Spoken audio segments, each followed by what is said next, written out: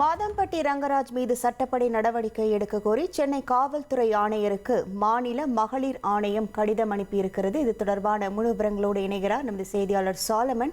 வணக்கம் சாலமன், இது தொடர்பான விவரங்கள்.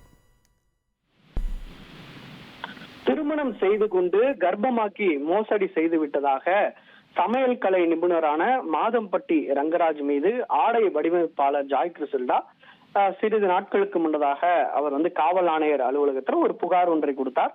புகாரின் மீது விசாரணை செய்து வந்த நிலையில மேல் நடவடிக்கை எடுக்காத நிலையில இது தொடர்பாக மீண்டும் ஆடை வடிவமைப்பாளர் மாதம்பட்டி ரங்கராஜ் மீது மீண்டும் மாநில மகளிர் ஆணையர் அலுவலகத்துல ஒரு புகார் ஒன்றை அளித்தார்.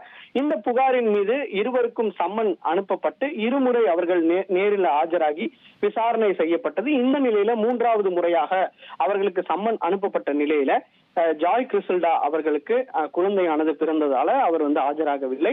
மேலும் மாதம்பட்டி ரங்கராஜும் அந்த விசாரணைக்கு ஆஜராகாத நிலையில இது தொடர்பான அடுத்த கட்ட நடவடிக்கையை மாநில மகளிர் ஆணையம் தற்போது எடுத்திருக்கிறது. மாதம்பட்டி ரங்கராஜ் மீது சட்டப்படி உரிய நடவடிக்கை மேற்கொள்ளுமாறு சென்னை மாநகர காவல் ஆணையர் மற்றும் பெண்கள் மற்றும் குழந்தைகளுக்கு எதிரான குற்றத்தடுப்பு பிரிவு துணை ஆணையர் அலுவலகத்திற்கு ஒரு பரிந்துரை கடிதமானது மாநில மகளிர் ஆணையம் தரப்புல அனுப்பப்பட்டிருக்கிறது. இந்த கடிதம் பெறப்பட்ட பின்னர் அடுத்த கட்ட நடவடிக்கையை காவல்துறை மேற்கொள்வார்கள் எனவும் ஒரு தகவலானது தெரிவிக்கப்பட்டிருக்கிறது. உங்கள் விவரங்களுக்கு நன்றி சாலமன். உங்கள் தந்தி ஒன் தொலைக்காட்சியில் அண்ணாமலை தினமும் மதியம் 12 மணிக்கு காண தவறாதீர்கள்.